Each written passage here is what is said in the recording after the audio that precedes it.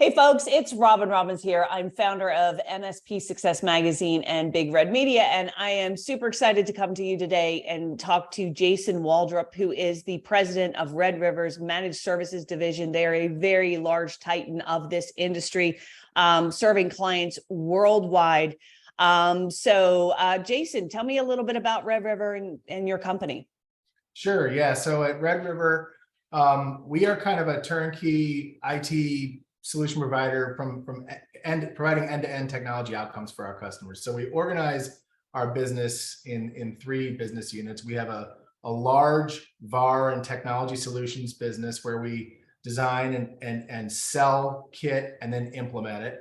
We have my business, the managed services business, where we once the solution is sold and implemented, we take over and operate some or all of that for our clients. And then we have a considerable public sector business at Red River. So we have what we call a programs division it's largely federal and it's state, SLED, and federal, where those customers are buying like enduring service contracts from us, whether it's storage as a service, compute as a service, or just straight up, IT service delivery contracts. Yeah. We look at our business so in those three BUs, and then we have kind of four technology areas that we focus on: cloud, cyber, collab, and infrastructure. And so we kind of organize our business like that way: three BUs and four technology focuses. Gotcha. So the public sector, obviously we know the public sector, but with the private sector, are you larger on the public sector or private sector? Yeah, we're from a top line perspective, we're larger on public sector. We do a lot of VAR business there, that brings a lot of top line along with it. From a services perspective, we're larger in commercial. Okay, so in the private sector, who's your typical customer? Is it all over the board, or do you kind of play in certain verticals? Yeah, we grew up in the old days. We go back to the beginning. We were a Kaseya 1.0 shop and built an MSP that we ultimately sold to Red River, and I stayed on.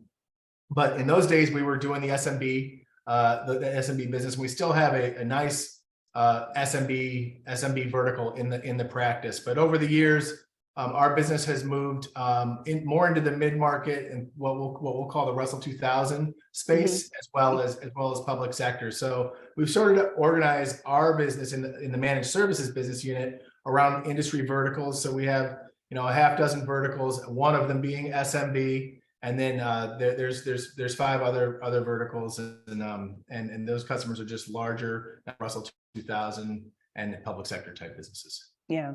So tell me about your history. So you said you started an MSP, your typical small, medium business, butcher, baker, candlestick maker, Kaseya shop then, I guess, and then, rolled that up. But so I kind of tell me a little bit about your background and story. Like, how did you start your MSP? How big did you get it before you merged with Red River? Yeah. So we were in the early days, we were a traditional small business VAR. And then in around 2000, late 90s, early 2000s, we got into voice over IP, started selling a bunch of 3Com MBX and Cisco voice solutions, which led us to our customers calling us and saying, hey, can you help us manage this stuff? And then we'd go in and do that. And then we'd end up managing their servers and their desktops. And then, the whole industry started to form. Kaseya launched, and Autotask behind that, everything started ConnectWise, everything started to come together, and we rode that wave. And along the way, we built a data center practice, we built a significant collaboration practice, and then fast forward all the way to 2019, and I would characterize the company was called CWPS. I would characterize it as like a major regional MSP at the time, a couple hundred employees, and we were growing at scale with acceleration, and really needed to do something with the business, whether that was take on private equity investment directly, take on debt, or create a strategic combination. So we ran an investment banking process and ultimately landed with Red River. I was kind of a perfect 1 + 1 = 3 fit, because at the time, Red River was predominantly public sector and predominantly VAR. And we were predominantly commercial and predominantly managed services. So you take those two things, scaled out operations, and bolt them together, and we've been able to cross sell into markets, as well as develop new services just because of our scale. So it's the acquisition has really worked. Yeah. That brings up a question, because right now we all know M&A is huge in our industry, and that's, every panel we have, I mean, the room is full, and there's so much. That's actually a number one way we lose our top members is through M&A. They get acquired. So I'm just curious from your perspective, when is the right time for an MSP business owner to say, you know what, I need to do something here? Because it was interesting, because I was talking to Rashad, who's the CEO of Integris, and he had a similar story. He said he got to a point, very large, like you said, regional MSP, and said, in order to take this thing to the next level, I'm going to have to get private equity. We're going to have to do something here, to really ramp this thing up. So it sounds like you may have had a similar kind of come to Jesus moment. I'm just curious, like, from your perspective, if an MSP is watching this, should you have done it sooner? Do you want to wait till you get bigger? I mean, just what's your thoughts on that? It's such an individual answer. It's business to business. It's business owner to business owner. When I'm talking to business owners about when they're thinking about what they should do with their this precious thing that they put all their time, energy, and money into for years. I always say, the best deal is the one that you're happy with, right? And so for me, I had a long runway ahead of me. This was 4 years ago. So at the time, my youngest was 8 years old, right? So I wanted to keep going for a while. And so I was looking for some place I could go hang my hat and grow with scale. But we were going to need infrastructure. We needed like a big HR operation, all this kind of stuff. I was still picking the 401ks, it was the typical thing. So we needed to get big quick. And so that was my objective. Some folks, are at the end of their career and just need to make sure that the business it has an enduring legacy and winds up in the right hands. So some folks get tired of running a business. So there's a whole host of motivators, and those motivators are going to drive different outcomes depending on the situation. Right. Yeah, it's just kind of interesting because I see people who are just tired and they just want to dump it. They're like, what, I just don't have the passion for it anymore, which is kind of a sad thing. I guess maybe in a way, in a way it's a sad thing, but maybe another way it's a good thing. They're like, hey, I've finally come to realize this ain't for me and I'm off to do something else. But I do think that's always hard. Yeah. Hard. Yeah. It is a hard bit, but any business, but I think it's also then, once you sell, like I've seen the other side of this, because members come to me after they've sold, and sometimes they realize, like, now what do I do? There's this gap or this void, and, so it's just kind of interesting. It is yeah. One of my mentors during the process, when I started thinking about this and confronting this situation, told me, this is someone who had sold multiple businesses in their career, said, don't do anything until you know what your next move is going to be, because you don't want to wake up and not have thought through that, because you're going to have a considerable non-compete in front of you. You're going to be off the field for many years if you choose not to go along with the acquisition. So, you want to be thinking through that as part of your process. Yeah, for sure. So most of the people are going to be watching this are MSPs that are probably on the smaller scale, nowhere near where you guys are right now at Red River. So when you answer this, I kind of want to know your viewpoint from, like, if you were a small MSP, kind of that, obviously from a larger perspective too, but so, a lot of MSPs out there right now, they're struggling with, I think the inflation, I think people's kind of absorbed it at this point. They've either raised their prices or they've adjusted in some way. Labor shortage is still really tough. I think a lot of MSPs are afraid, like I hear it, that, hey, I don't want to hire a salesperson or do marketing because it might work. And I don't have the engineers, right? So I'm sure you deal with that. Like, so I'm just curious, like, what do you see as the toughest challenges for MSPs to deal with today, and how are you overcoming them? Yeah, so there's no question that labor and staffing it's not a new story. This has been around for a while. That is where the most intense pressure is on the business. And it's kind of comes from two perspectives. One is just talent acquisition, talent retention. We're in a 24/7 operation.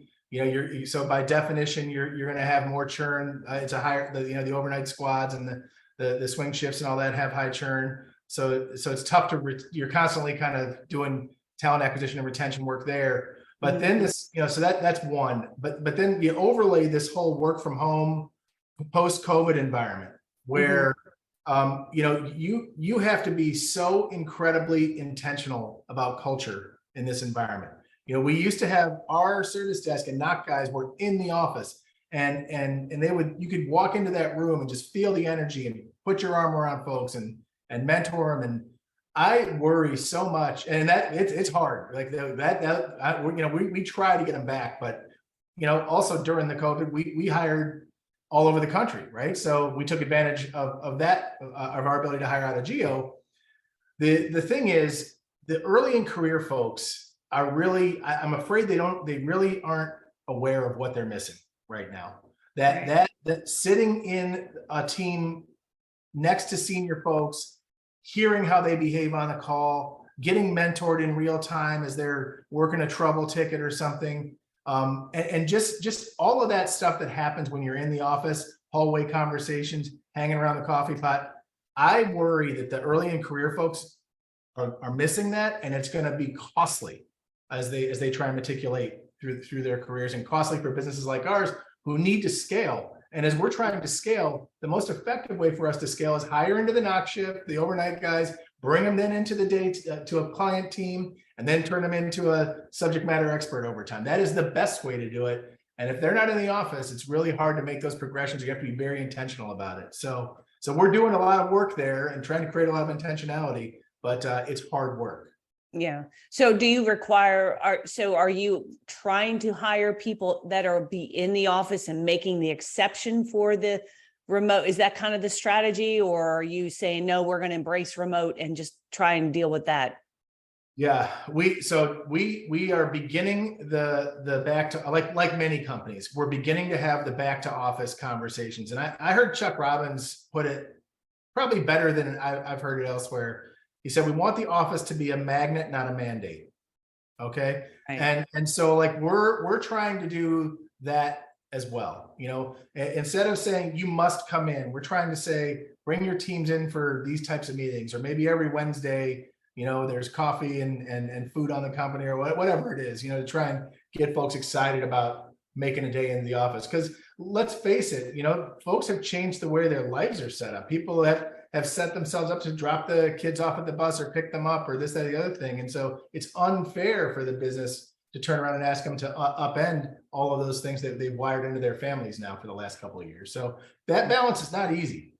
Mm-hmm. Yeah, no, you're right. Because their lifestyle has changed. I mean, it's, even so when we hire people here, one of the things that I'm very, very cautious about hiring is somebody who's been out of the workforce for a long time. Like if you look at somebody and they've been unemployed for a year, 2 years, there's reasons why, hey, I had a sick family member, whatever. But what I have found is when they go back to work, they're dysfunctional. I remember the last time I made an exception for this. Is so funny because this guy, I wasn't going to hire him. He'd been out of the workforce for like a year and a half, 2 years. And he was for taking care of a family member. And I was like, I don't know. But he came with a strong reference, and he was so like, I want to come work for you, passionate and everything. So we make him an offer, and he says, okay, he accepts the offer, and he goes, okay. So now he pulls out his schedule. He goes, okay, now I won't be able to come to work on this day and that day. And then and he starts going through this laundry list of when he can work and when he won't. And I'm like, you know what I mean? Like, I was like, okay, this is a bad idea. So you're right that the work from home thing is tough. And I think some people are very productive. I'm very productive working from home. Some people are not. They need that environment to keep them focused, Yeah, no, I'm only smiling because I can relate. I just made a similar hire and then had to sit down with that same person a month in and say, look, if I'd have known where you were on your journey back to work, I would have never recommended for you to come to because this is not the right place. Like you need to do a couple other jobs before you come to a place that runs at this pace with this clock speed, so we just agreed. And he agreed. And so, but yeah, I can totally relate. Yeah. So what other challenges are you seeing that kind of like, what other headwinds are you up against? Yeah, no, I mean, the number one thing really is talent. Okay. Mm-hmm. We're doing a fairly good job on the sales side and growth and revenue side. Okay. Yeah. I was going to ask you about that. Like, if you see, have you seen a slowdown in opportunities? Because last year seems like, man, every MSP was growing. Are you seeing it slow down? Are you seeing anything there? Yeah. Yeah, we are not seeing it slow down. And I have considerable growth targets put on my business from our board that they have effectively said, whatever you need us to invest to deliver those growth targets, we will. There's a strong belief, and we have a lot of conviction that this market has a long ways to go. This, what I'll call the outsourcing market, has a long ways to go, especially where we're living in that Russell 2000 mid-market commercial space, where it's difficult for the globals, the Cap Geminis and the Wipros to come down and compete, but it's hard for the SMB guys to come on up. So there's not many of us that have a very broad portfolio that's enterprise ready, with enterprise ready SLAs, so we're having and that, by the way, that, you know, it's no secret. I mean, Fred from Kaseya, I'll tell you every day, like that is where the most action is, because one, it's an unsolved market, and two, it's the last market to outsource. SMBs have been outsourcing forever. Globals have been outsourcing forever. It's that middle market that held onto their IT departments for so long that are finally saying, okay, we have to take some or all of this and bring a third party in to help for all the reasons we know that people do that for. Yeah. So that sort of, you're talking specifically a co-managed environment where there are some IT staff there that I think Fred said on his keynote, it's like the 1 to like 20 IT people department.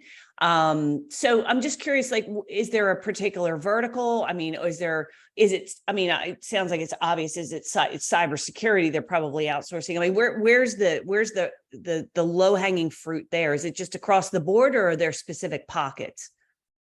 No, it's really in my mind across the board. What we see, you know, there's some hot spots running. Cyber's hot, cloud's hot, service desk is always hot. It's a tough business, okay, but everybody wants to give you the service desk if you can make it work, you know, economically and all that. But cyber, cloud, and collaboration are where we see you know, I think we're able to create sort of asymmetric outcomes for our customers. In other words, we can bring them things that it's very difficult for them to do in-house. We've got these highly curated offers around advanced Office 365 services and things that are just that the customers can consume from us in a very economical manner at scale. And we're just, you know, it's just part of how we go to work every day. And so that's like, in cyber similarly, you know, we have a whole suite of what I'd characterize as just very pragmatic, solve the 80% of your cyber problems every day, and customers appreciate that. There's you know, what we see in commercial is they are less focused on the specific OEM or the specific technology. They're more focused on an outcome with an attached SLA. Gotcha. Okay. Well, let me ask you this, because again, some of the people watching this are going to be smaller and they're not your size. They don't have your staff. They don't have your bench. They don't have your funding, all the things, right? So let's say you had to start over today. Maybe you have like you're $1 million, your MSP, you know, and you don't have the bench, you don't have that. What would be your 3 to 5 year sort of plan? Like, what would you say? Okay, first you've really got to nail this, and then this. I mean, tell me a little bit of if you were small, trying to compete with someone like you, maybe you're not really the competition for them, but what would you do? Yeah, I mean, the guys that are starting today have a distinct advantage over us old geezers in this business when we started. Okay, and now careful who you calling a geezer, because I identify in that. All right, you know. So you know, the reason I say that is this is now a mature industry.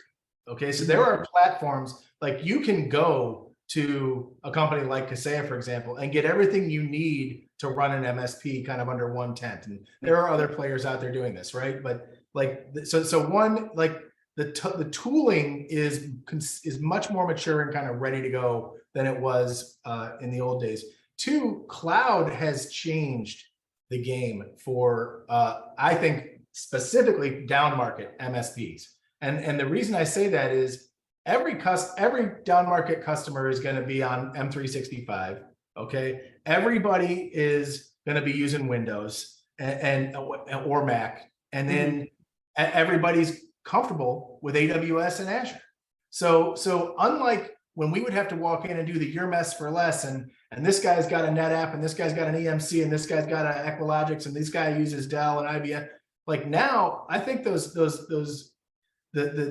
universe of technologies that a MSP that's starting up has to be good at is much more finite, and should allow specialization and scaling to be a lot. It should take a lot of the friction and cost out of what used to be really difficult, from a scaling perspective. So I think they can say yes a lot more. We used to have to say no more often than I wanted to, just because we weren't experts at some esoteric storage array or something that a customer had just bought and wasn't going to get rid of. So I think there's a lot of opportunity if you got a young MSP to build scale off because of some of the innovation that's happened, not only in our business, but from the hyperscalers and SaaS providers. Mm-hmm.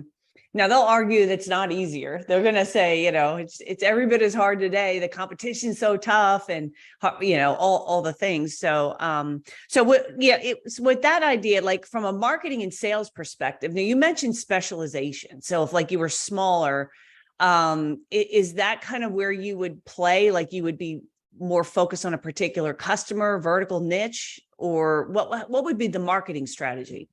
That again, I think is unique to the good news about this business is there's a lot of ways to do it. Okay. Right. If you are going to be an SMB MSP, like that is a vertical all by itself, SMB, right? I used to joke that our vertical was folks who had budget for the things that we sold, right?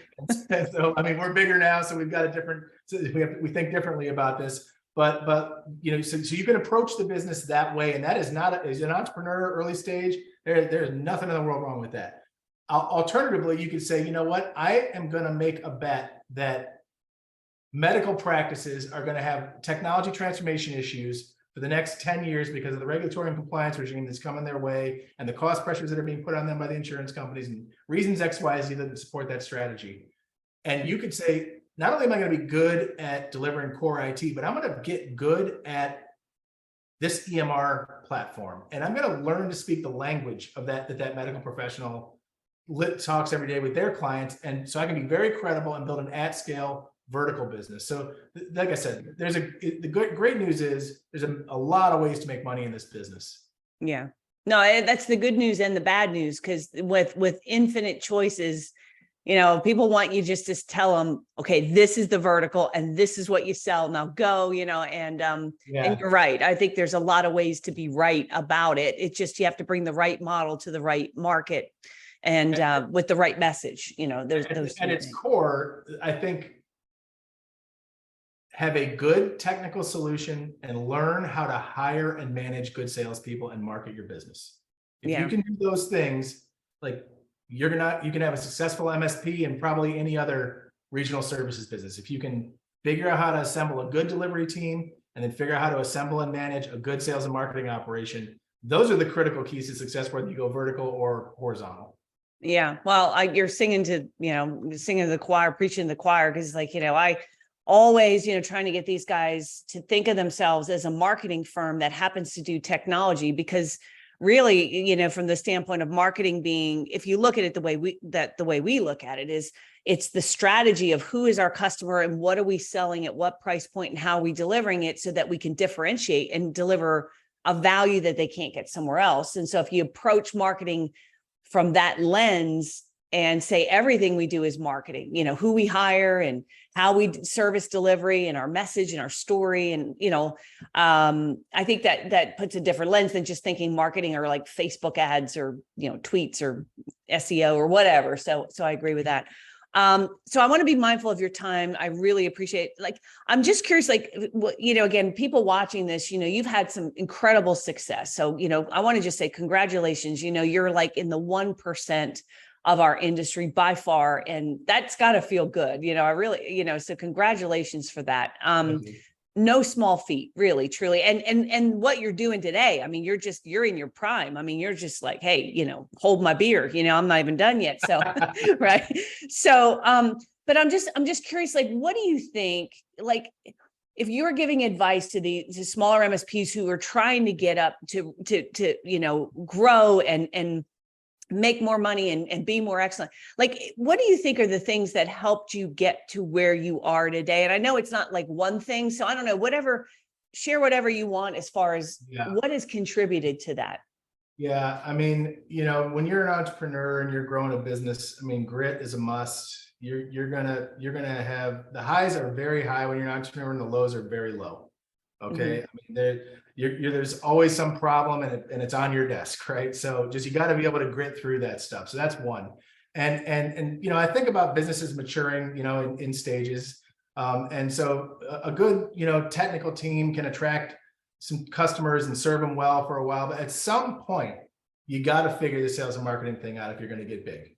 Okay. And I see in our industry, when I've sat on a number of advisory panels in our industry, I've mentored a lot of folks that are growing an MSP, and where I see a lot of them stall is when it comes to that moment where the owner can no longer be the owner's, like, maybe knows the admin password to all their customer servers, all the customers has his cell phone number, his or her cell phone number, and they've got like a right-hand person that does customer work, on the sales side.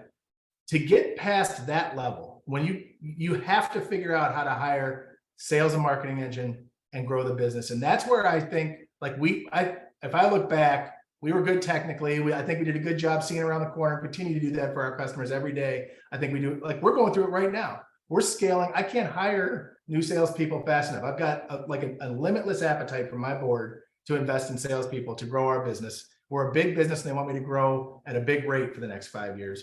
Mm-hmm. And so, the ability to do that is, once you've got your mousetrap built, it's sales and marketing. And so, if you're a small MSP and you're building something that you have large aspirations for, I would say figure your mousetrap out and then really, really figure out how to sell it. Yeah. Well, that's what we try to help them do all day long, so yeah. And I just want to give a shout out to Fred and Kaseya, because I know that they were I think you sit on his council. So like I agree, like there's a big, whenever we do webinars and we talk about selling cyber, we talk about selling managed, whatever the thing is we're talking about selling, the conversations flare up about the tech, like, oh, this vendor, that vendor, this vendor, that vendor. And I'm like, guys, let's okay, just pick one, and let's talk about how we're going to sell this, and I think they just get so fixated on that. So, I wanted to ask you this earlier. So I want to get this in as well. Just, I'm curious what your thought is for Kaseya, Fred's vision, as far as bringing all the tech into one platform. Obviously you've mentioned them a couple times. So just to give them a nice little plug here, I guess, talk to me a little bit about that vision and why you're a Kaseya shop.